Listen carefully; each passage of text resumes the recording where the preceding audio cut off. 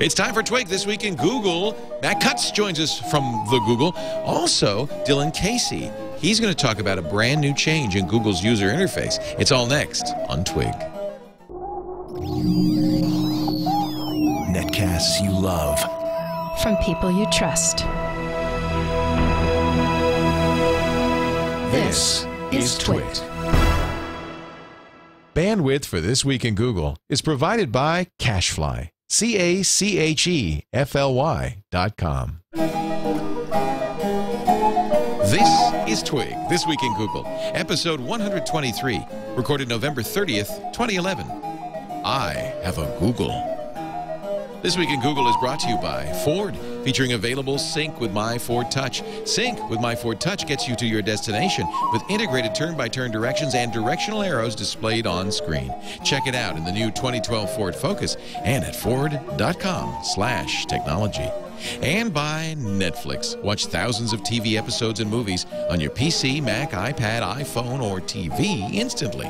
All streamed directly to you, saving you time, money, and hassle.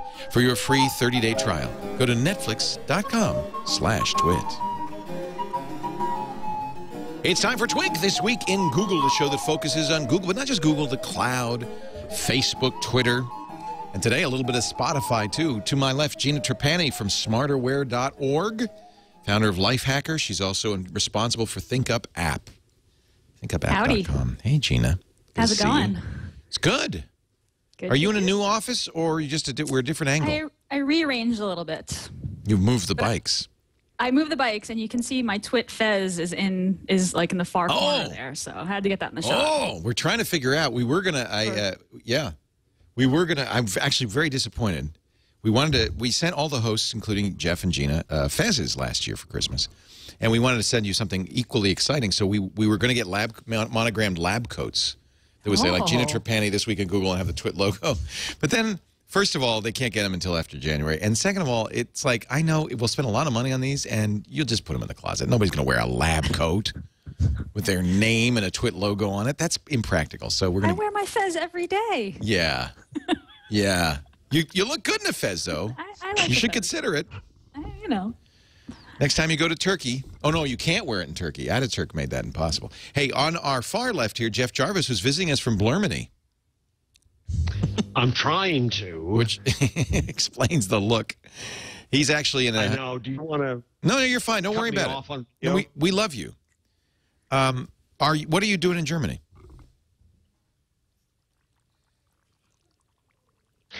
I was speaking at an event today by about the internet and all that, and then I had dinner tonight with a little party about the internet and all that. So that's why I wore the tie, because my mother insisted. He's had a very fancy meal with like secretaries, ministers, and 4 members of parliament, and Jeff, it's not going to work. We're going to have to let you go. I'm glad we could see you. And I'm glad how you look so good, but Hotel. He's still answering the last question. He's in another time zone. I know. He's in the Skype zone. Sorry. You want to try me on audio only? Or? I think we're just going to let you go. Look, in fact, we didn't even have to. It happened all by itself. That's all right. We're going to bring in somebody in that slot. No problem. We've got somebody exciting to join us in a bit. But let's say hi, first of all, to the hirsute Mr. Movember, the last day. Why did you choose that particular look, Mr. Matt Cutts of Google? Yeah, they call it the trucker, you know, and I could have gone for the Hulk Hogan if I'd gotten just a little more off. But this was easy, and I've noticed people are very quick to get out of my way at the airport, so I can really make fast progress. So Movember is a yearly event now, which has become quite popular, started by some Aussies, I believe. It was to raise money and raise awareness of prostate cancer, I think, right? Yeah, and men's health issues in general. Men's health in general. Actually, Jeff, who is a prostate cancer survivor, would be a good person to have on here, but unfortunately he's gone. He's always had a Movember all year round. Are you going to keep yours? This is the last day. It's probably my last day. My wife is a little anxious to get rid of it. You know, unless someone wants to start donating for me to keep it, I'll probably start shaving it off. Do you raise money by doing this? Yeah. In fact, on my lower third, I did a little thing where if you go to bit.ly/twigmat, you can donate to my team. We've got a Microsoft versus Google competition going on. Well, that's going to help. I think there's quite a few people now who will rush over there. And I didn't say who, but you pick the one you like best. I think this is great. us.movember.com is the site for the us.movember.com worldwide. It is the last day, but next year you could do it. I did it last year. I started it, and I couldn't do it. It was just too scratchy. My dad Matt, wrote after 4 days and said, I remember why I don't grow a mustache now. He's totally Village Peopled it. He is Village People. Yeah. Are small children like, Daddy, a strange man tried to talk to me? Not too much, but my cat loves it because she thinks I'm another cat now, so I can rub up against her and everything's good. Hey, that sounds like Jeff. Are we going to be on phone with you, Jeff? I'm still on audio. If this works, This works fine. This works much better. Thank you. Okay. And it does mean that we have room, in the third spot for Dylan. So thank you for doing that. Dylan Combs is with Google. He is... Say again? Give my face Casey, for I'm Dylan. sorry. Dylan Combs is somebody else. I said I give up my face for Dylan. Yes. So you talk, Dylan, when Jeff talks, and we'll think it's him. No Dylan problem. Casey is a product manager at Google who is doing God's work. He's replacing the Google bar. No, we've replaced the black navigation bar with the new Google bar. Well, now I'm looking at my Google. That's right. Well, it's going to take us a little while to roll it out. But if you look at the Google blog post that went up yesterday, you'll get some screenshots and see the actual video that will show you what it looks like. Why was this in response to something, or just what happened? Well, this is just the next step in a series of steps that we've been taking most recently to really clean up the overall user experience across Google. And the significance of the Google bar is that it really glues together all of the different products that users are already using and cleans up the interface and really makes it a more seamless experience. And so the goal is really to make Google one experience as opposed to a whole bunch of siloed experiences. And the goal here is that the Google bar is going to really enable easier navigation and just kind of help the user understand what it is to use Google. So this is the bar that we're all familiar with right now. And actually, I don't mind it. I like the integration. I like the fact that it goes across Google products, and I have direct access to my Google Plus and Gmail. And, of course, encourages people to live in the Google ecosystem. You did maybe one big fix already, which is to change the notification for those of us who get a lot of notifications from 9+ to whatever the actual number is. But now we're going to get oh, look at this. So Google will have, all the apps will be under the Google logo. Yeah, so we're calling it the Google menu, or the Google menu, which is essentially showing you all of the apps that you can access, and really, like I said, making it easier to access the products that are important to the user. We also gained a little bit of screen real estate by eliminating the black Google navigation bar at the top. Interesting. And it's going to have a more seamless look across all of the different Google properties, which is something that we've always struggled with as we develop and launch new products. Were there complaints about the Google bar? No, I don't think this is, it's not like everybody was complaining and we said, oh, we need to make some big fixes. This is really just part of a long-term vision and how how the overall experience is just evolving. So this is just the next step in that process. And what we do is we pay particular attention to feedback from users both internally and externally, and we do lots of usability tests, and we try to really understand what works and what doesn't work, and then we essentially take all of that information and put it together as part of the development process to continue to push the envelope in terms of how we develop the products. Yeah, but... Go ahead. Go ahead, Leo. Sorry. I mean, you did just roll out the black bar like a couple of months ago, right? When you rolled out Google Plus. So the presumption is somebody at that point thought this was the way to do it, and now you're doing it differently. Well, I mean, we release often and early, and we iterate quickly. That's the kind of mantra of Google, and so this is just an illustration of that process in effect. Yeah, I think that's fair. It's not a bad thing to back off on it. I did wear my black shirt in honor of the black bar, which is gone. Which is gone. I'm sorry, Gina. You wanted to ask something? I had a question. So it's when you roll over the logo, the menu reveals itself, so you don't have to actually click to see the menu. You can click on it or roll over it and it'll open. So we basically have two ways to activate the Google menu.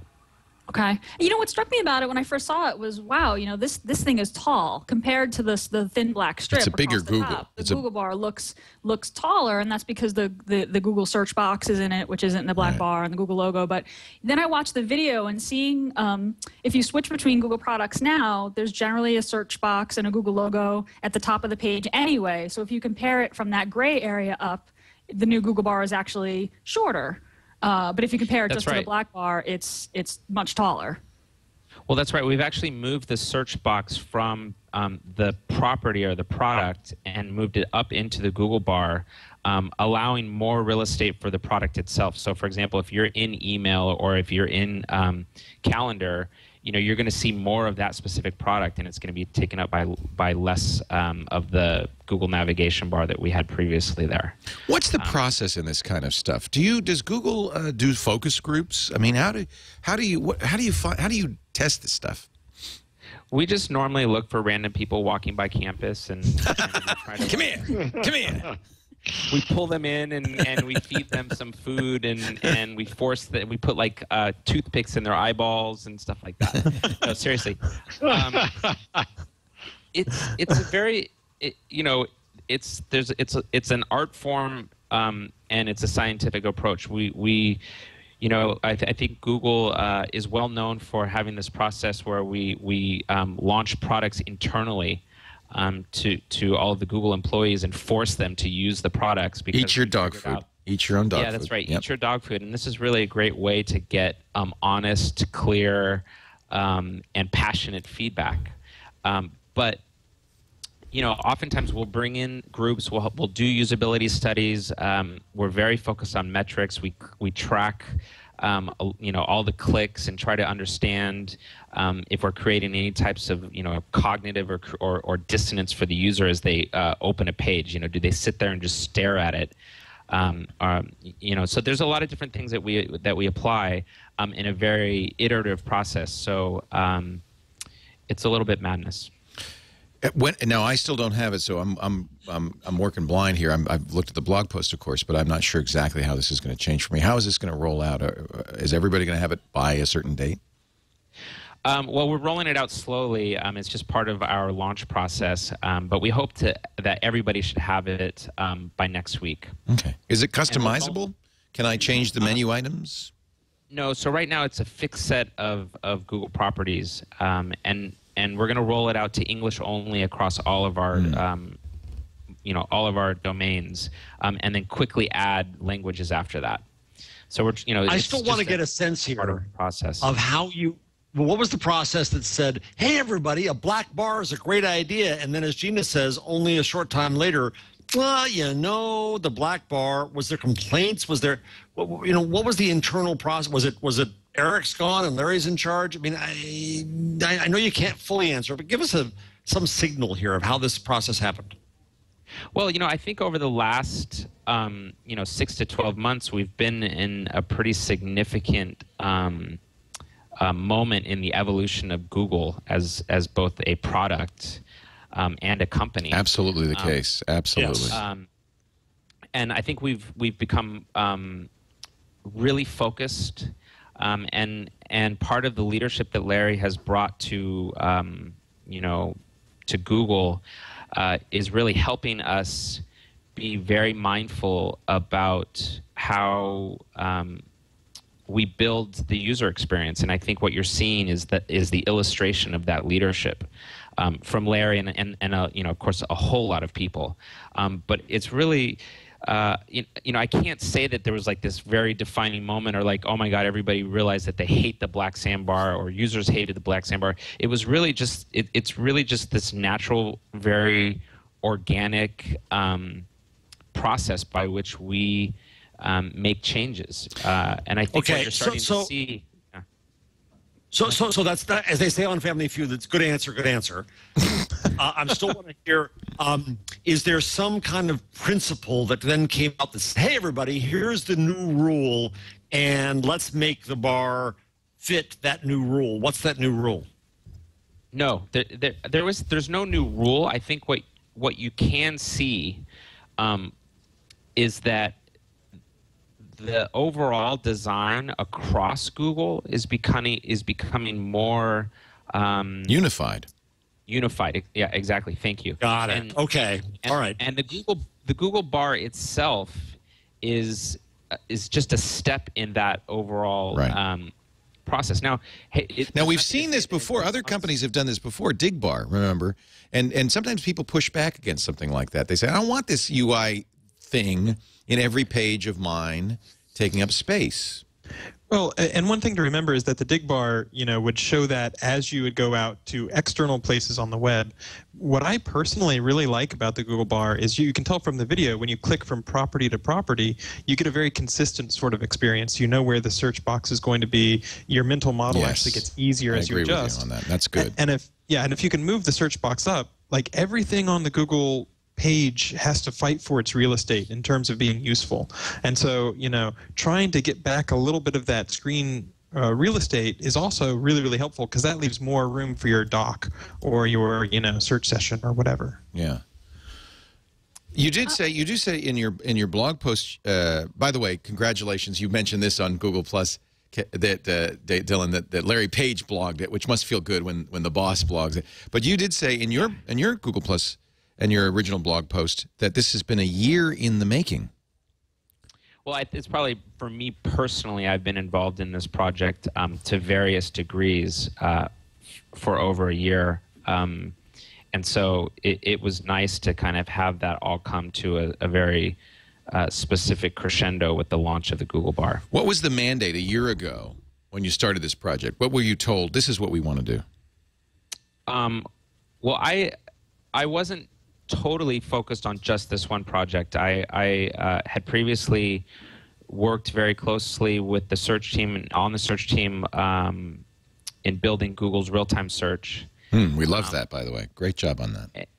Thank you. And as we started to think about what the future was going to hold, and the Google Plus project started to come to fruition, we the teams and various people were starting to participate in that process, and the Google bar really is a product that has existed for quite a while. If you recall, many years ago, and I'm sure Matt has better details than I do around this, but we used to have tabs across the top of the search box, and then eventually we put that into a clear bar across the top. And I can't even remember what we called it at the time, but that was really where we first started to try to figure out a way to help users navigate across Google and how to access products and how to find the other things just beyond search. So I think that the Google bar, has been in existence for much longer than the year that I referenced as being a participant in. And so it's been a really interesting experience to see how it's evolved from just a couple of links to something that's really dynamic and is going to create this kind of consistent user experience across all of Google. Dylan, does the web interface design group talk with the Android design group? And I ask only because I know that in Ice Cream Sandwich, the menu button is getting deprecated in favor of drop-down menus that are contextual, kind of in the action bar. So is that purposeful? Like, do the web interface folks talk with the Android folks, or is it just are they just two different things? I don't know specifically if there's any correlation between those two things, but I wouldn't say that it's impossible that isn't happening. I'm sure that there's some sort of conversation happening between groups, but yeah, I can't comment specifically on that.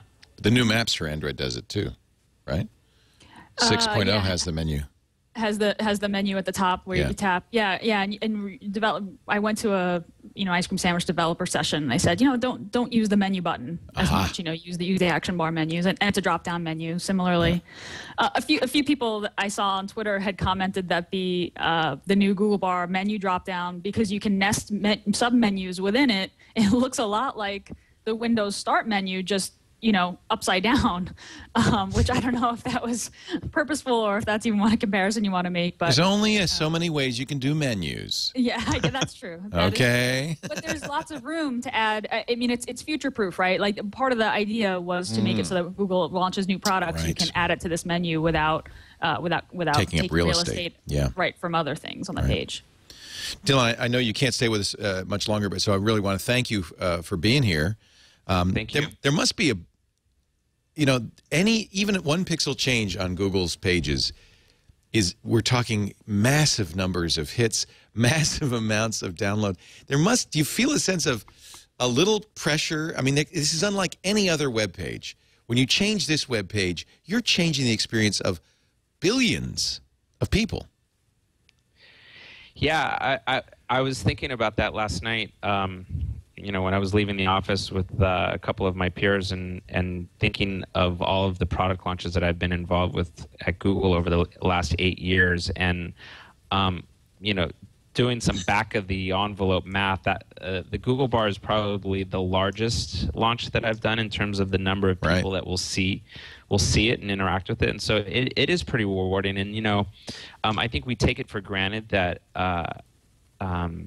we have the honor and the fortune to work at a company and on a product that really touches the lives of billions of people, and it's a pretty incredible and rewarding experience. And the best thing that we can do, I think our objective is to always do something that really helps other people and helps users, and if we're able to do that, and for a couple of people or for a billion, that's pretty rewarding. Thank you, Dylan. We appreciate your time. Thank you. Dylan Casey, who is on Google+, of course. You can follow him there. He's a product manager at Google and responsible for the change in the Google toolbar at the top of all of Google's pages. Thank you, Dylan. Thanks, Dylan. Take care. Okay. Wow, very interesting.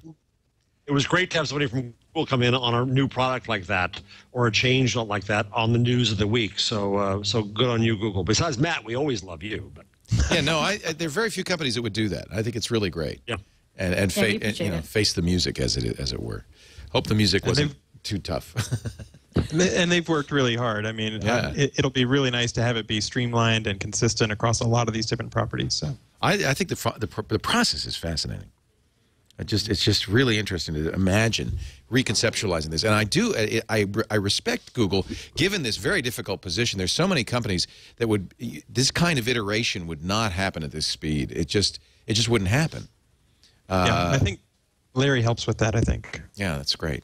And I'm sure it's a little bit of a roller coaster ride. Do you get to rest now, Dylan, or what's your next project? No, we do not get to rest. That's something that I make very clear. Did you hear that, Larry? He's not resting. Not for a minute. We have a lot of things that we want to get out very quickly. Part of the challenge around launching software at this scale is that you never get to get every feature that you want into the release. Or that your users want. That our users want. Yeah. So we're already planning some pretty significant releases, and we have a lot of work ahead of us. So we might sleep a little over the weekend, and that's about it. Thank you, Dylan. We'll let you sleep now. Okay, thank you. Take care. Dylan Casey. We really appreciate you joining us. Matt Cutts is also here, and it must be, Matt's an early Google employee. You were in the first, 100? Yeah. So you've watched this process over a decade almost. it's almost like punctuated equilibrium or evolution, you know, where sometimes you'll be moving really, really fast, and then sometimes you just really need to iterate and work on the polish and get the last little pixels, you know, where it's really smooth. So, you know, there's always some growing pains, people that want to move faster or some people that want to move slower, but it is pretty wild to watch how the UI people can iterate really quickly when it's called for. You may have a hard time talking about this, and you don't have to answer if you don't want to, but seems like things have changed a lot with Larry at the helm. You know, he brings a really nice level of focus. You know, Larry's been very clear about some of the stuff that he believes in, and trying to make sure that that we follow down the right path. And there were a lot of stuff that we were developing where, at least at the Google scale, it wasn't getting as much traction, or it wasn't going to be as good of a match. Like, I love Google Health, for example. I send my wife Wii things and my Fitbit. Sad and all about that. Yep. But at the same time, you know, if you want to really focus on a small number of things and do them really, really well, then you have to make some tough decisions. You know, what's kind of fascinating about that is you would think from a distance that Eric would have been the one to say, no, that's stupid, let's stop that. And Larry would have been the one to say, oh, but I like this project. And it's really interesting to me that Larry, and it's part of the, it's not just Eric, it's the triumvirate, but that Larry is bringing this laser focus. And I find that fascinating that he, in fact, is proving to be a mature manager. You don't have to say anything to that, Matt. No, I think it's really helpful because Larry's been in the room. You know, he's gotten to see all the great stuff that Eric's done over the many years, and Eric has been a fantastic CEO. And so that leaves Larry having seen all of the stuff that Eric has done, and yet also he can bring his own, you know, particular way of doing things and the things that he really cares about, and make sure that those get addressed. I think that it's a sign of maturity as well. And they say that Steve Jobs kind of mentored in some ways Larry Page. And that was one of the things Jobs was really good at, is laser focus. He came back to Apple and killed a lot of projects. And I wonder if this is a sign of maturity on Larry's part. As much as Larry would love how these hobby projects, the green initiatives, I know that was something Larry and Sergey loved. I'm sure Google Health, same thing. There is a maturity in a manager who says, you know, we love all this. Sometimes you have to kill your children and focus on a handful of good things. From what I can tell, Larry is the quintessential engineer or nerd, in that, you know, inefficiency and waste, you know, is just so, you know, so bothersome to him. So I think, you know, probably for him, I don't know, I'm just totally speculating, but I imagine starting a small company like Google, having such success and growing so monstrously big, and then, you know, coming to the helm, it's got to be really satisfying for him to say, this is what we're going to do, and we're going to trim all the fat, and we're going to focus, and we're going to make this product better. It makes a lot of sense. I think it's great that he's doing it, and I like the way that it's manifesting itself just in the little interface changes, and I think the fall clean out or the spring cleaning has also been really satisfying. I mean, there have been a couple of products I've been a little sad about. Wave. For the most part. Yeah. Well, yeah, Wave was another story, but for the most part, they've been really. It seems like things are going really well. So, good for him. Yeah. Well, and it's also very interesting. I mean, now we'll talk at a larger level. Google, which had a disparate number of products that were all over the place, there weren't really linked together necessarily. It looked like a company that had a lot of brilliant people all working somewhat in different directions, given full authority to do that. And there has been a tightening of the reins, not merely killing products, but also attempting to create an ecosystem. And that's the thing I think the toolbar is the most interesting part of the toolbar. Is it's a really, again, the analogy to Apple and the Apple control of the entire ecosystem. It seems to me, for better or for worse, Google has decided we're going to create a unified ecosystem and trying to keep people in it. And you almost have to do that when you look at Facebook, you know, the competition, which is doing that. Isn't there a danger there, Leo? Go ahead. Go ahead. Well, I think we also acknowledge we come from the open web, and we do best if the web does well. You know, some of these conversations about SOPA and related things, you know, it's important that the web do well. And so things like data liberation, Android being open source, Chrome being open source, I think in some sense you don't want a completely closed ecosystem, and I think Google knows that. That would be nice to get the best of both worlds. Yeah. I would love to see that. We were talking on the show before this, Steve gets talking about Mozilla's Browser ID initiative. And it's a single sign-on, kind of like OpenID. And while it's great to have a lot of different things, this is an example of you would like a single sign-on for everybody. Just let's all have one. Let's figure out which one we want. And sometimes the market's not the best choice. I mean, Facebook Connect is winning in the marketplace, but it isn't the best choice for all of us. And even if Google did something, there'd be some concern that, well, we don't want Google or Microsoft or Facebook to own this. It should be open. And so it's nice if you can get the balance of, hey, we do need to create a product that is that everybody can use, that's unified. There's some consistent UI, for instance, and still kind of keep it so there's not lock-in is the word I don't like, and that's the Apple word. We want lock-in. But right, Leo, and isn't that to a large extent? Say again, Gina, first, and then Jeff. Apple and Facebook. This is why I have sort of this lurking distrust, right? I mean, Google has sold me that they're making, Google's making a platform on top of the web, but there's a commitment to openness, and there's lots of debates about what that all means. But that's why I feel more comfortable signing in with my Google account than I do connecting my Facebook account. So anyway, go ahead, Jeff. No, I agree with both of you on that. I fear there could be a little danger, and the more unified Google becomes, the more Google's enemies say, see, they do everything. And the argument has always been that there's an alternative for everything, every one of those things that Google does. And I'm a little hypersensitive because I'm in Germany right now, where people tend to go a little... It's the land of the see? Exactly. They're the ones waiting to pounce. I'll give you an example. Google's front page today, which, by the way, I love the Tom Sawyer. That is just awesome. I guess it's, what is it, Mark Twain's birthday, or...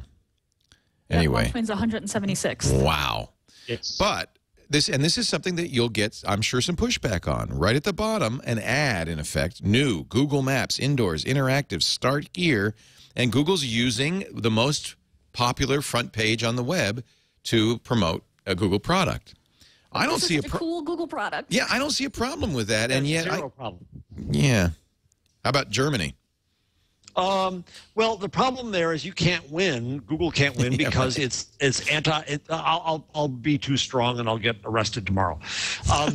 It's anti-capitalistic and anti-American. It's anti-corporate. Yes, anti-corporate. Better said, Leo. Better said. And so to that extent, you can't win. You might as well just do what you're going to do. And if you try to, it's like the complaint I have with Google is trying to be nice to newspapers. You can't win, so don't try. They're never going to love you. Yeah. No, but I do think that it's a challenge for Google. The more unified it becomes, the better the experience becomes, but the more monolithic it seems. And so some variation in the voice, the visual voice of Google is not a bad thing. That's a good point. Just to put people at ease. Yeah. By the way, this is not the new Google front page. Oh, no. But it ought to be. Okay, that's a good one.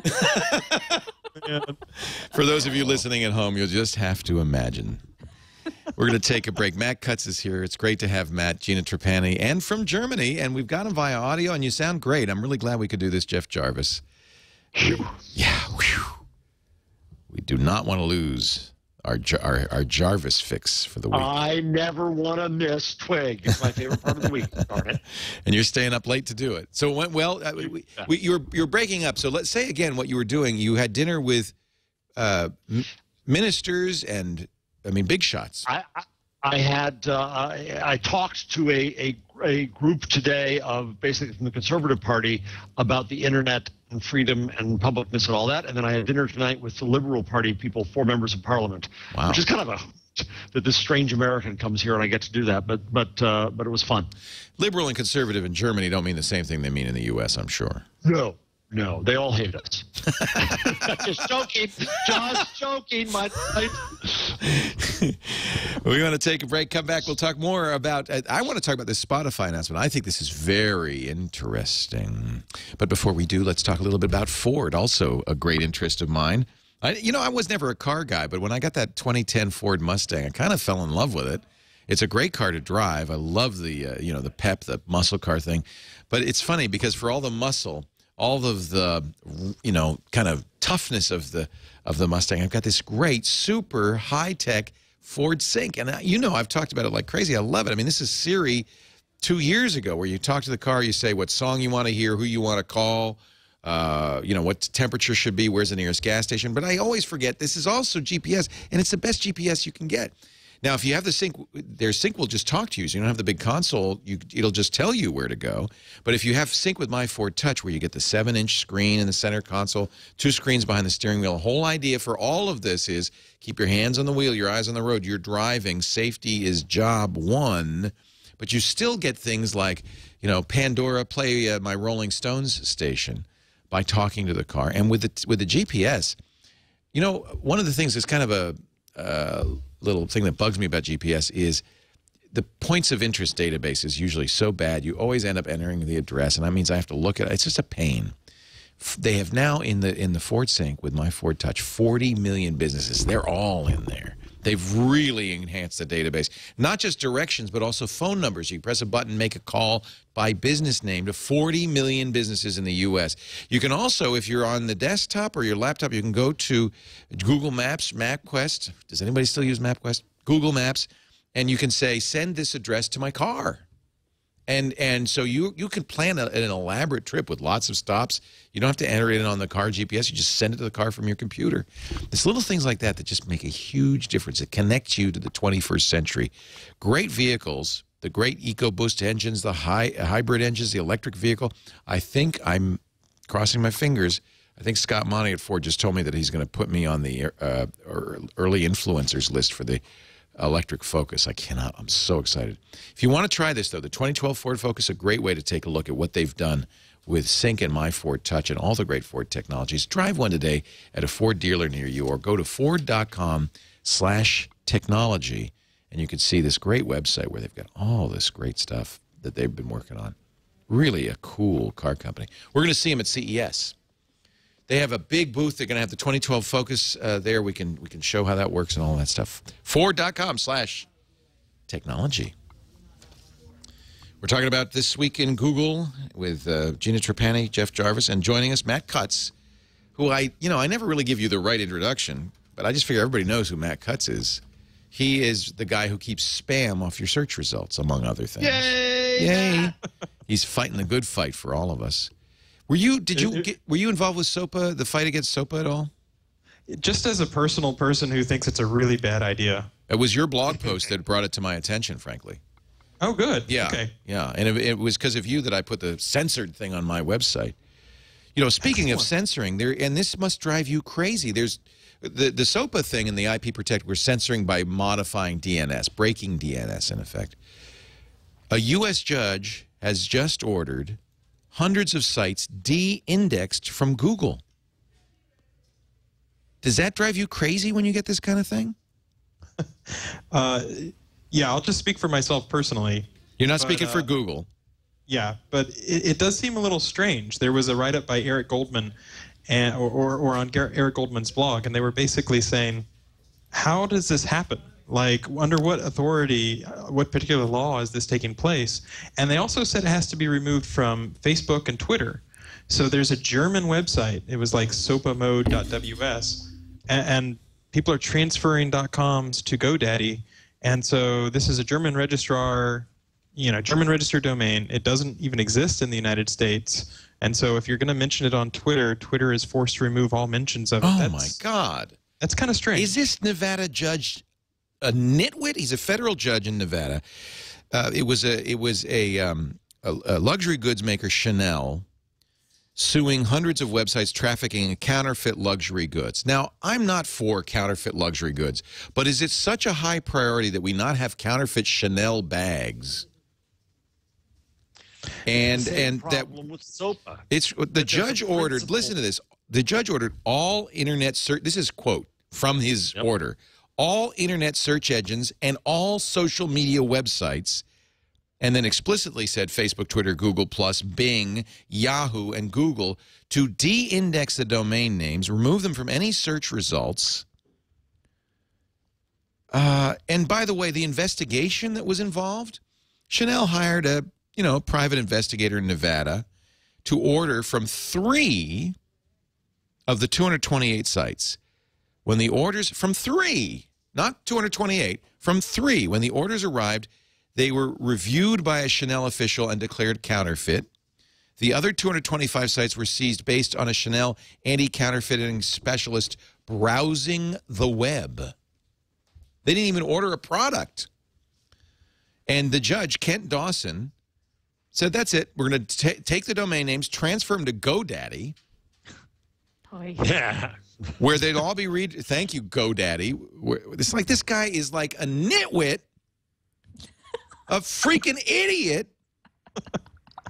And he says they're all going to redirect to a page serving notice of the seizure. Is this due process? 228 sites, 3 of them were actual products ordered.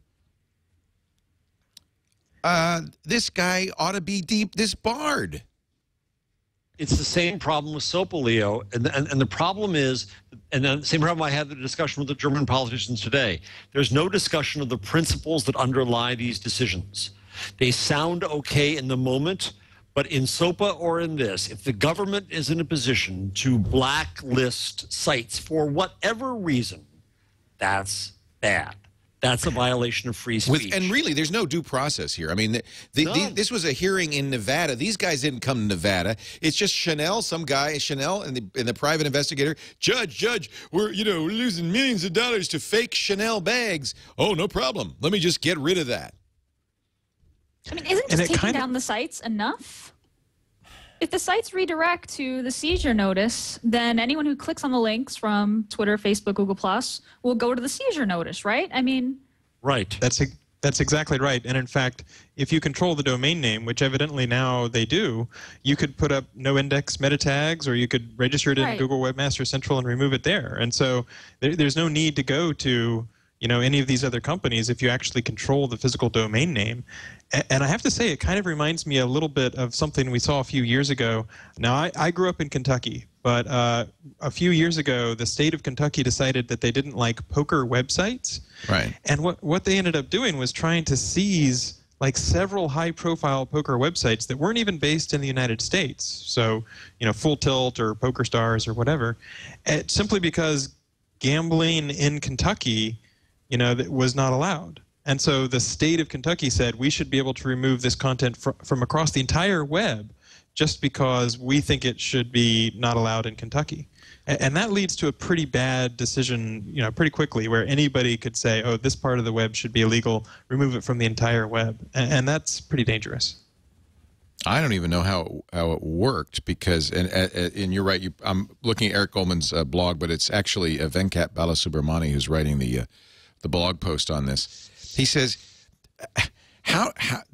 there's no clear basis to authorize a transfer of a defendant's property pending resolution of the lawsuit to the plaintiff, which is what's effectively happened. It's this big bad internet thing, Leo. It's ruining the game for everybody. And this is, in my sense of this is the problem. You've got a Nevada judge who doesn't understand technology, doesn't understand in any way the free speech issues, the search and seizure issues, the Fifth Amendment issue, doesn't understand any of this for some reason because it's the internet, so his judgment is clouded. He doesn't see it as property. He doesn't see it as requiring due process, and unilaterally orders all of this stuff that is, I mean, I don't want to, we don't, it's just, they shouldn't, who needs SOPA? If a judge can do this, you don't need SOPA. So who's the other side? Who fights that, right? Well, that's right. It's not going to be this handbag site. Fight is some stupid handbag. Well, and by the way, the handbag guy just opens another web page. Right. He just opens on 43rd Street instead of 44th Street. It doesn't stop his business for more than a minute. Nope. It breaks the internet, sets all sorts of terrible precedents, and it doesn't stop him for a second. But you're right there, idiots. The minister who spoke this morning before me in Germany, the conservative minister, he was asked whether he was online, and he said, yes, I'm on Facebook, and I have a Google. I have a Google. I have a Google. And everybody went nuts on Facebook laughing at him, which they should laugh at him, but it really does indicate the kind of lack of basic understanding. Well, because these guys have a lot of power, they are unafraid to wield it in the face of their stupidity and ignorance. And they have no idea what they've done here. And who is going to fight against this if we don't? Because the handbag guy isn't. Right, but literally, legally in this case, right? The other side is the pirate handbag guy from Nigeria or wherever. Right, he isn't going to go to the Supreme Court on this. So how do we fight something like this? I don't know. Well, it means we're in a really untenable situation. You don't need SOPA. You don't need IP Protect. You just need a moron judge. Yep. And there's lots of them. No offense. Yes, offense. Fully intended. Fully intended. Moron judge. Let me say the moron judge's name one more time. Judge Kent Dawson of Nevada. You're a moron. You should take yourself off the bench and go get a job at the burger place down the street. You're an idiot. And you shouldn't be given this kind of power. Sorry, go ahead, Gina. Does Twitter, Facebook, and Google come back and say, we're not going to remove this content? So, well, what did Google do? So I asked a little bit about this yesterday, and as of yesterday, as far as I know, no one had actually sent us anything or sent us any information or any court orders or anything along those lines. But it seems to me, and I'm not a lawyer, and I'm only speaking for myself personally, but it seems to me that if a court is going to say, Google, you have to remove something, then Google should at least have the ability to address that, defend that, make a case, rather than, if person A sues person B, and then as a result of that, you get to tell Google or Facebook or Twitter what to do.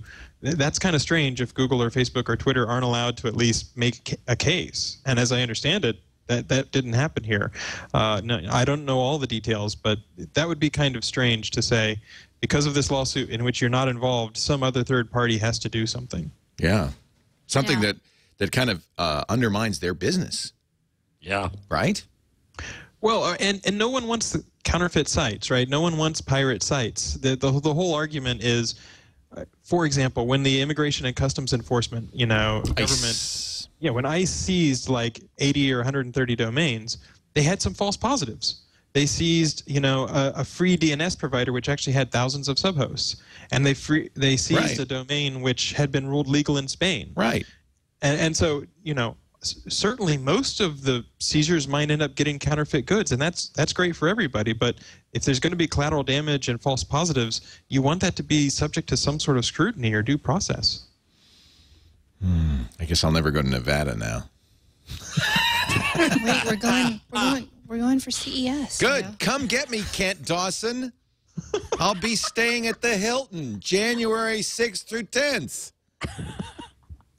It's a showdown at the Leo Corral. Correct me if I'm wrong, but I don't believe I could be sued for calling somebody a moron or a Nimrod. That's opinion. Nimrod law it's an in Nevada. opinion. In Nevada, all bets are off.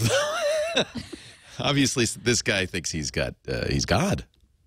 In that case, Dvorak couldn't go to any state in America.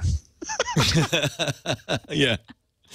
Good. Well, Dvorak believes everyone is a moron, so it's okay. Exactly. Yeah, it's okay. What do you think, Matt Cutts, of this open source search engine? I love that people are trying different ideas. You really want competition. You want people to try things like peer-to-peer. Danny Sullivan made a good point that there was a distributed crawler search engine called Grub from 2003. Oh, I don't remember that. Yeah. Yeah, and I think it got bought eventually. But there's two basic ways people measure search engines. One is to search for your name. You'll search for Leo Laporte or Matt Cutts. And I actually tried this with this search engine yesterday, and there were no results for Matt Cutts. The other way is to look not for a good porn. sign. No. The other way is to look for porn, and there was porn. It's very good at that, probably. Yeah. They do say this is just a demo, limited functionality. It's not the how do you pronounce this? Yasi? Yasi search portal. So you have to install this on your computer because it is peer-to-peer. You suddenly are beginning to, or you're going to be supporting this. You'll be a crawler, I guess, on your. This is like BitTorrent or that search for extraterrestrial life thing, right? Your computer does the indexing. And it's never heard of Leo Laporte either. Right. By the way, lots of German on this page, Jeff. Then we love it. Yeah. But you can virtually guarantee that the spammers are already installing their nodes and trying to get their pages indexed. This is you're the right guy to ask this about. Yes. Interesting. There was someone saying, well, there's no one person reporting who will rank number one. You know, we all get to decide together. And the problem is, if you have a majority of spammers who hop into there, well, then you'll get spammed back. They're going to be more aggressive than we ever would be. Right. Matt, I imagine you in a James Bond movie where you always know what the bad guys are doing. If you've seen enough bad guys, you can start to predict a little bit. I did wear my my eating spam hat or eating spam shirt, you know. So wow, I like that. But so I imagine this moment where you say, at last we meet, Mr. Bond. No, Mr. Bond, I expect you to pull your spam off the internet. So you guys did a great video. This is Ben Gomez, a Google fellow. The history of search. I don't have the 6 minutes to play this. But the history of search in 6 minutes. And this is a video everybody should take a look at if you get a chance, because just great stuff. Great stuff. By the way, thank you, chat room. They have given me a number of new ways to address this judge. Airhead, birdbrain, blockhead, bonehead, bubblehead, chowderhead, chucklehead, clodpole, clot, cluck, clunk, cretin, cuddy, and when we get down to the bottom, twit.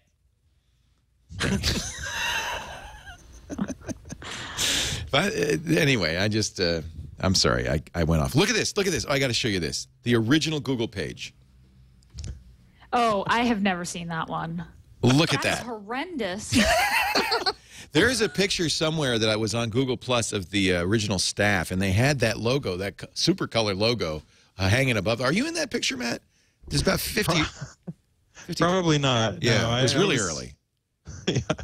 The logo had an exclamation point at one point, and then they got rid of it. Yeah, because Yahoo already dibs to the exclamation mark. But do you know what our very first holiday logo was? No. The first Google Doodle? Mm-hmm. It was a Burning Man. Wow. That shows you how far we've come. Wow. Very cool. So this is a really fun history of Google thing to go through. There's Marissa. That's cool. That's cool. Look, she's got some sort of Google trumpet behind her. Google cheerleader horn behind her. Anyway, well worth seeing. We won't show it because it's just too long, but you can find it at Search Engine Land. That's where we saw the original post. I want to talk about Spotify in just a bit. We also have to get tips and so forth. Got a great cast, great people. Gina Trapani, Jeff Jarvis, the lovely Matt Cutts, who's always fun to have on. Reminder, Joe, just briefly, that we are brought to you today, as always, by our friends at Netflix, and a great holiday gift. Do you have that Roku, John? Is that around? We were looking at the new Roku. It's so teensy-weensy tiny. Did you get one too, Liz? Liz Lemon? This is the new Roku 2. It is so tiny. Do you think I can't open it. Oh, I can open it. I'll open it. I don't mind if I open it. John won't mind if I open it. Look at this. It's so teensy-weensy. It weighs, the thing as light as a feather. You put this on your TV. You put the HDMI in there. It's got Wi-Fi where you can connect your Ethernet. And now, suddenly, you've got 10, 20, 100,000 movies available through Netflix. If you've got a PlayStation 3, you don't even need this. Xbox 360, your computer, your iPad, your iPhone, your Android phone, all the Android tablets now. Netflix is everywhere you want to watch, and it just streams in, and it's fantastic. I want you to try it free. If you just go to netflix.com/twit, this is the page you'll see. You could start your trial. You need an email and a password. That's it. And see if you like it. If you do, $7.99 a month. If you're not already a member, now, if you're already a member, and I know everybody who's watching this show is, of course, do me a favor. Tell a family member. Tell a friend. Let them know what's out there. And you know what would be great? This would be a great gift. Give them this Roku X2 XS and a subscription to Netflix. I just signed up last month for Netflix. Wouldn't that be a great gift? Yeah.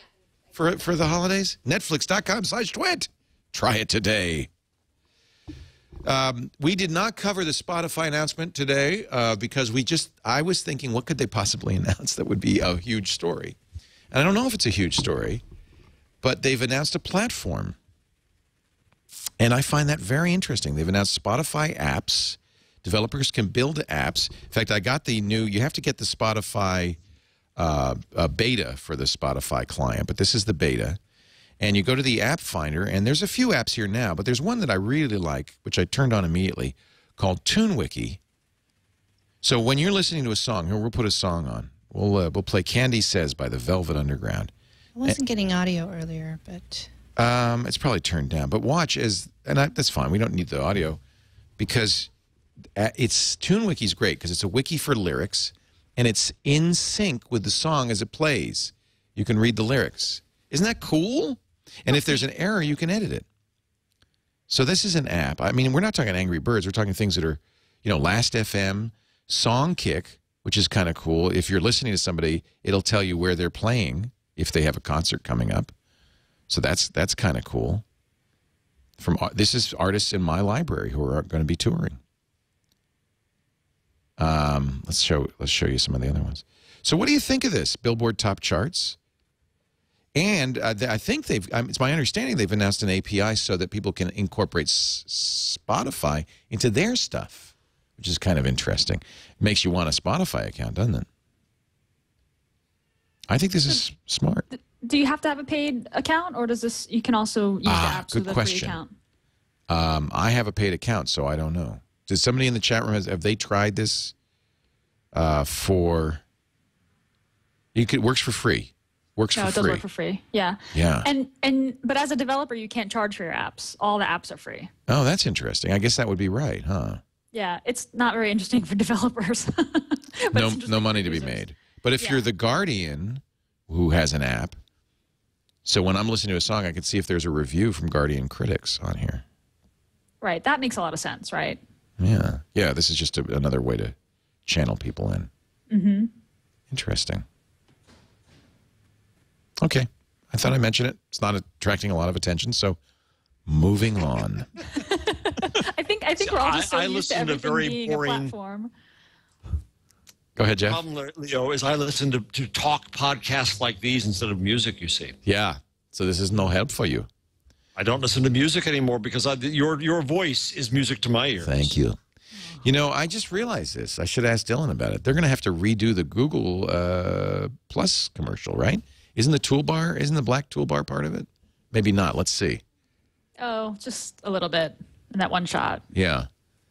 This is I thought this was not a great commercial. Matt, you should tell your people. Leo did not. So I tell you why, because it made circling look so much more complicated than it really is. It was like, what? You do what? And then I who? We talked about this last week, I think. We do like some of the circles that show up on this. Wasn't there Epic Bros? That's the one we liked. I think Matt dropped out as soon as you said, I don't like this commercial. He's gone. He's gone as I soon knew as you there'd be a said that. consequence to being so outspoken. Yeah, I was going to personally hassle Matt about the Epic Bros thing. Yeah. I don't know if he heard the Matt question. is an epic bro. I do think this is it was a good idea to demonstrate Hangouts. Because that's kind of something that might be intimidating to people a little bit. Yeah, probably the best part. They're trying to push Hangouts more. People aren't using Hangouts nearly enough for their taste, and I think even for mine. Oh, that's interesting. I think Hangouts are great. They are, but how often, Gina, I don't use when was them. the last time you hung out? Yeah. I will admit that I have not used it as much as I thought that I would, but I've had younger friends say that they've lost, someone said to me, I lost my entire summer hanging out on Google Plus. Really? I would do all night. So I don't know if it's an age thing. I don't know if I'm just like an old lady and I'm not as social, but some people really dig it. I mean, there's people like, what's the name of the musician, the woman who has been using it to great effect. Some people really love it. There's a new Google Plus ad that's a love story, which is, I think, a little bit better. They're a little more emotional. This one is better. Yeah. So you're not getting any audio from me? I'm not, and I know it's not me on my end. Okay, let Sorry. me look and see if I'm doing something wrong. Can you play the commercial? Yes, I can. Well, you have give me audio. a link. Oh. I don't have a link to that one, but I'll find it. Yeah. I'll find it. Let me just we'll pause for a station fixing. I have a new computer, and that we haven't used it before on here. It says I'm sending you sound. have it turned up. Sorry. I don't know what's going on. It must just be something without cable. They put a link in the chat room. So I'm on. Oh, sorry, not that one. Go ahead, Matt. No, that was my video. Sorry. Oh, that sounded just like Matt Cutts. How you doing, Matt? How's everything going for you? I can't complain, you know. Epic bros, little bronies. Absolutely. So, Gina, go ahead. No, I'm not going to hold Matt responsible for the Epic Bros thing. He didn't make the commercial. Come on. I can't do that to him. Matt's a nice engineer. It's good. That's it's okay. true. You can't blame. You can't blame. I won't him hassle for that. him. I won't hassle him about that. No, you can't blame him for that. It's cutesy. It's cutesy. Yeah. And some people like it, and then some people it rubs you the wrong way a little bit. And yeah. Hey, it's just an ad. Yeah. It's not your fault. You know why? confusing. You know why the ads have been so good up to now? They've been so emotional, and you go, God, I love that ad. And this was the first one out of a bunch, so it's not. That's not bad. That's a really good point, Leo. The most emotional ad, in a sense, should be Google Plus because it's the most tied to your life. Right. And you're right; it's not as emotional as they've made even search. They did. Interesting. I loved those search ads. I thought they were great.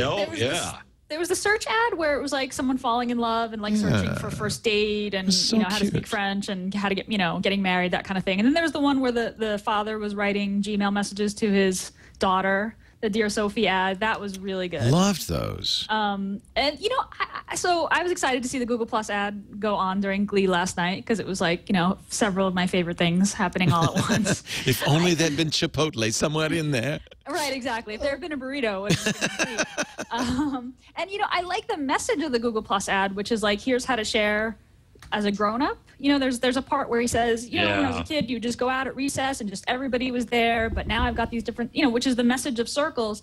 It just was a little slow. Like the music is slow and the screenshots are so tight that it's not. I mean, it's not supposed to be a screencast, but it's so close in that you're not really sure what's going on. But overall, it was heartening for me to see. It didn't surprise me to see Google advertising. I love it Google that they're Plus, advertising because Google Plus. Yeah. Yeah, because it makes sense now because Google Plus really ties together a lot of the services in a lot of ways now. It does feel a little bit like Google's struggling with Google Plus. Like it's so close to getting traction.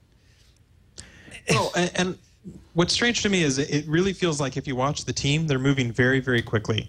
Like the things that you complained about when it first launched. Right. Have all been solved. Or things like the spam comments or the duplicates, things like that. And that's changed quickly enough that I found myself doing a few things that I've been meaning to blog about forever. Like don't be evil versus do no evil. I'm just like, you know what? I'm just going to throw this up as a Google Plus post because it's easier than writing a blog post. I think the people and I would include all four of us who use Google Plus and get it, love it.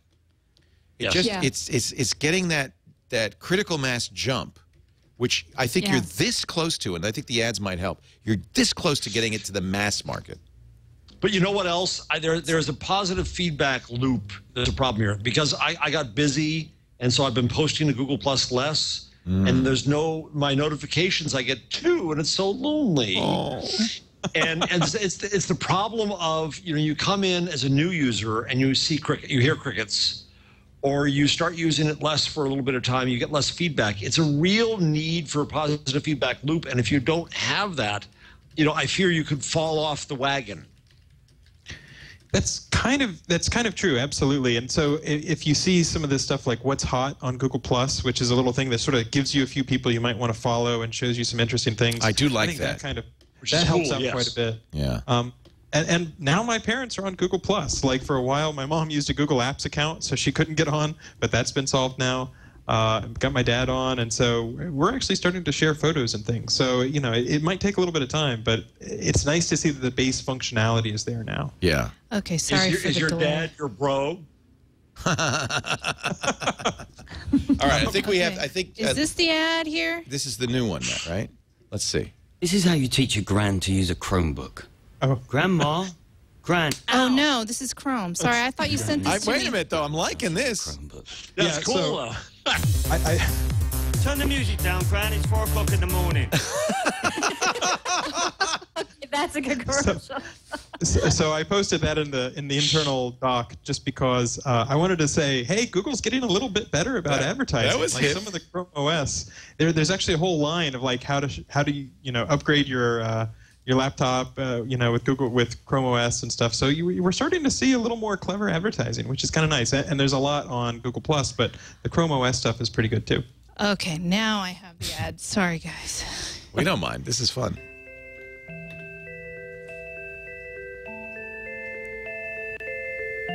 Love of my life. He just dragged Lisa to the love of my life circle. Now Lisa has just dragged Kyle to her creepers circle. Oh no. Wait a minute. Wrong circle. Book club circle? No, I don't think so. Let's put Kyle somewhere he really belongs. Guys with cars. That was a little. Otherwise, Ski house? She keeps dragging poor Kyle's head around. he's getting upgraded. Maybes. Well, there's two maybes. There's only two. Take him out of maybes and put him into keepers. Aww. The right people in just the right place. That was cute. It was cute. It wasn't immediately clear to me that she was being upgraded over time, but I get it now. Yeah. Yeah. That's First cute. the book club, and then the ski house, and then anything can happen, Leo. Started as a creep, ended up the started love as a of my creep. life. There's hope for me yet. Boy, it would be nice if you were so successful that you actually had a competition to get tickets to your developers event. Holy cow. Google I.O. coming up was originally April 24th and 25th. Remember, last year, they sold out within a minute or something. They've rescheduled now June 27th through 29th. This is the developers conference. And apparently the announcement on the Google Code blog says that we might have a test, a coding competition when the application process opens in February to test general programming skills as opposed to product-specific knowledge. We're designing it so every developer is given a fair shot at attending Google I.O., but don't expect it to be as involved as last year's last call for Google I.O. I love this idea. I love this idea, too. And I love that the blog post was like, don't make your travel arrangements just yet. You may not have a ticket. How good are you? So great. Do you have any insight into this? Should I study my Python, Matt? What's? I don't have any special insight, but yeah, I'm going to start brushing up on my const and, dynamic classes and all that kind of stuff. I'm getting my GWT book in the mail. Wouldn't that's just great. I love it. It's Studio 54 for geeks. Yeah, there's instead of a red rope, you've got the code bar. When I fail the test, I'm going to be trying for a press pass. What if they test press? I think press should be tested. Yeah. Yeah, press know nothing. Spelling test. We actually do that to get into journalism school. Really? Oh, yeah, we give a test. What's the test? Current events and basic editing and style. I am a fan of meritocracy. I don't think meritocracy is a bad thing, and I think it's I mean, Google's the ultimate meritocracy, right? It's hard to get a job. Well, it wasn't when you started, but it's hard to get a job. No, Matt has said that himself. Matt I could never make it through the front door now. Never. Yeah. Which shows you that maybe it shouldn't be too hard, because if you got a great guy like Matt and he couldn't get through the tests, maybe you shouldn't make it so hard. You think of all the Matt Cuts out there who don't have jobs at Google. I remember Colleen going through hundreds of interviews, it seemed like. Hundreds. YouTube, big month. For the first time ever, they got 20 billion video views in 1 month. Half of all videos watched in the U.S., according to ComScore, were on Google's sites.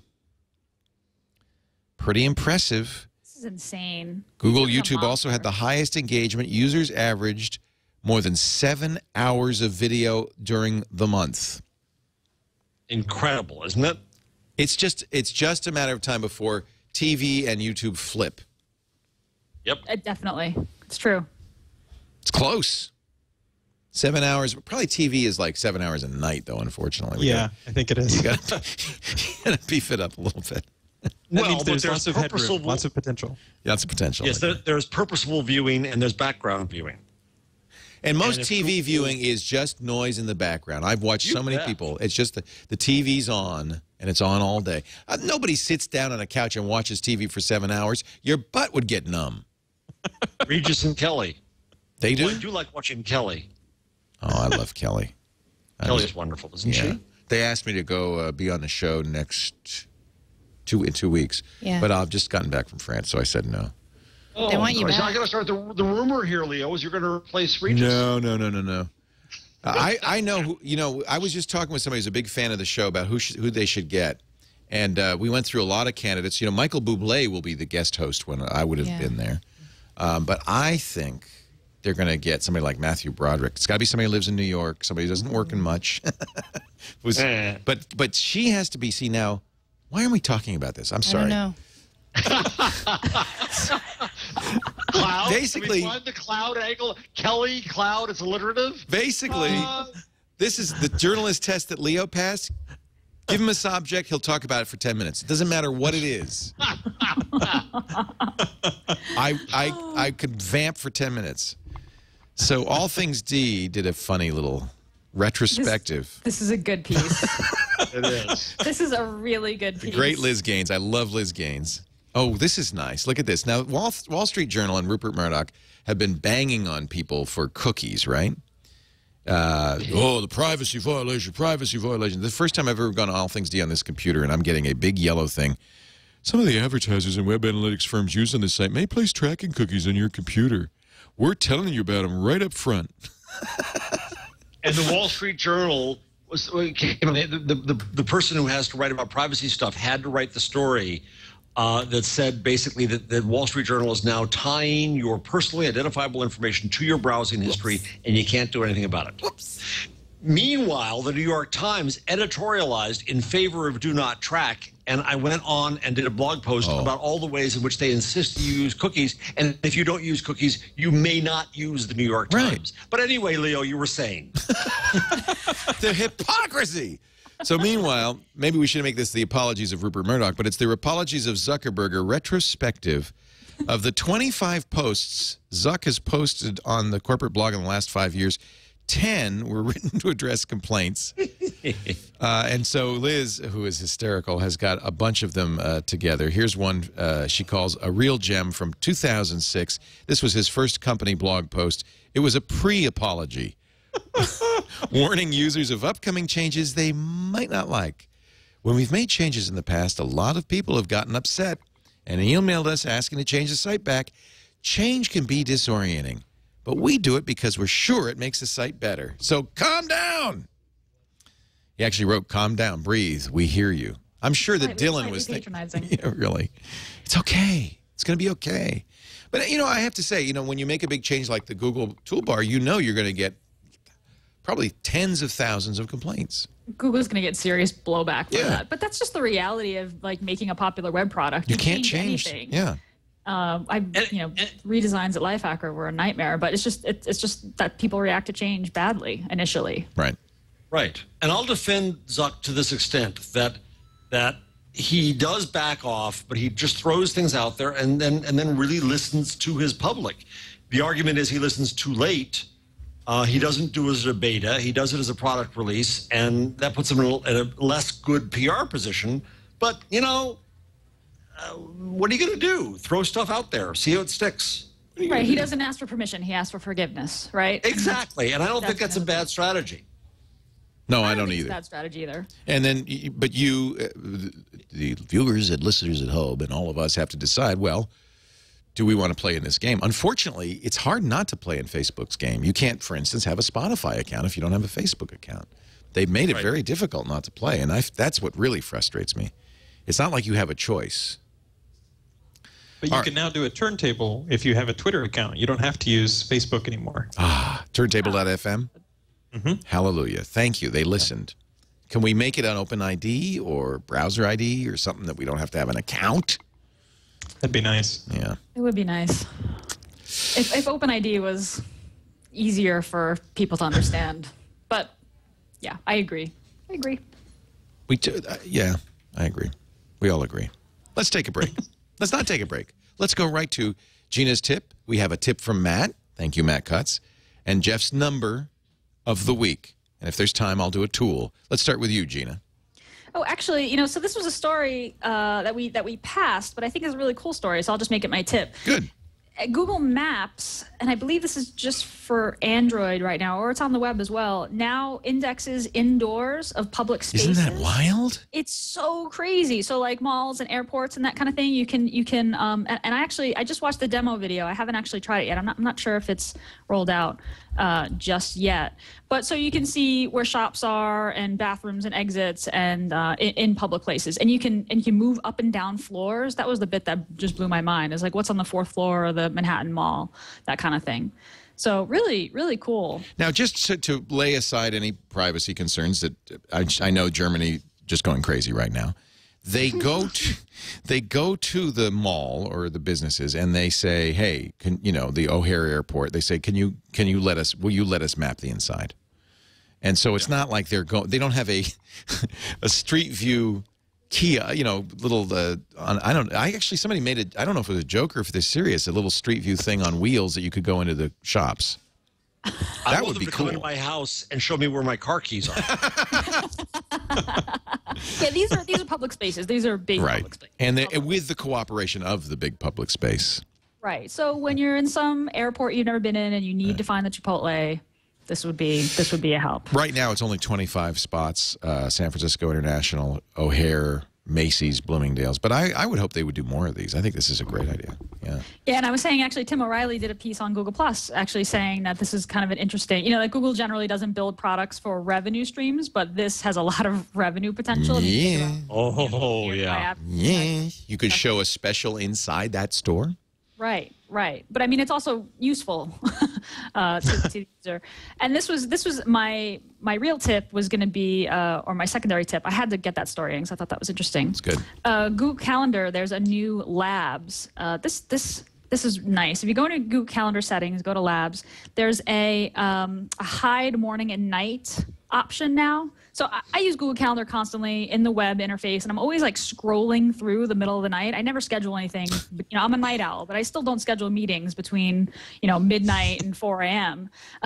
So if you enable this Labs feature, you can collapse late, middle of the night times. So you get more screen real estate, and you don't have to scroll through that time when you're probably not scheduling meetings. So yeah, it was a cool little Google Calendar tip. Perfect. Now I want that on my Android phone because I'm constantly scrolling through. Yes. Now, Matt's going to show us how to explore the tool belt. Yeah, so, we talked a little bit about the Google bar, which is up in the top left, and how it's got a drop-down menu. Yeah. But you might not have explored the tool belt, which is if you do a search like Republican debate, and you look over on the left-hand side, there's all kinds of really useful tools. Yes. So imagine, what if you wanted videos? If you clicked on the videos tab, you might get the Fox News Google debate, which was, 113 minutes, but the number 2 result might be from Saturday Night Live. Right. Well, there's all these great little things. If you click on long under any duration, then you'll only get the long videos. 20 minutes plus. That's neat. Yeah. And so it's just this fun thing where even on images mode, you can click on images and you can look for things with a dominant color. You can look for large and small sizes. You can click to see faces and photos. So if you haven't done those sorts of things where you can kind of do a little bit of exploring and see what great tools are hidden under the tool belt, even on the main web search, you can slice and dice by date range. So you can say, show me the Republican debates, but show me web pages from 2002 to 2006. So just lots of ways to slice and dice are just sitting right there, a few pixels over, if you just want to take a little bit of time to explore on the tool belt. It's funny because I think we're creatures of habit. So we look at the search, we do a search, we look at the top result, we go there, it must drive you crazy because this tool belt is fantastic. And I bet you most people, it's not as if it doesn't exist. They just go, I got it. And they go. And it really is very, very, very useful, especially in the image search. You can really narrow it down. Yeah. We like to joke that if we could spend 5 minutes with each searcher, we could really make them much more efficient. But no one wants to take 5 minutes to learn how to search better. And this is why speed is so important. Click, click, click, and I'm there. And you do that very well. But, yeah, I'm glad we could mention that because you're absolutely right. I use it. I guess probably it was you who raised my awareness, but certainly during the show, and I use it a lot now to narrow down results. Thank you, Matt Cutts. Yeah. Jeff Jarvis, your number of the week. The number of the week is 2, which is the number of days it took Kansas Governor and former Senator Brownback to back off trying to muscle an 18-year-old girl named Emma Sullivan into apologizing for a negative tweet on him. And she, God bless her, refused to do it. Good, right and on. he learned a lesson about the First friggin' Amendment, Governor. Taught it by an 18-year-old high school student who had a lot of guts. Good on you, Emma Sullivan. God bless her. And it shows how, you know, we'll make it into a cloud by a big stretch here. But the cloud made her powerful. The cloud brought her the support of Twitter and made her say, F you, Gov. Yep. She said he sucked. And a hashtag. It was like a sucks a lot hashtag. Hashtag was pound he blows a lot. Oh, he blows a lot. Suck, blow, you know. I love that. But I also think that Sam Brownback wins the Weasel of the Award of the Year because his apology said my staff overreacted. Yeah. Yeah. Yes. Well, that's like when, you know, that piece about Zuckerberg's apology is that he never really apologized. He never says that he did anything wrong. He's sorry that you perceived it. Yes. The way that it It's your perception. You're sorry about your perception. Yeah. Sorry you didn't think I was wonderful. Lessons in how to distance It's oneself. a great apology that always begins, I'm sorry if. Yeah. Yeah. I'm sorry you feel that way. They actually, his office contacted school administrators. Oh, yeah. I mean, they were really trying to pressure her, and she and her family, good for her family, her sister became her press spokesman. Good. And they pushed back, and God bless them for doing so. This is the future of politics, you dorks. Just horrible. Then the school district backpedaled, too.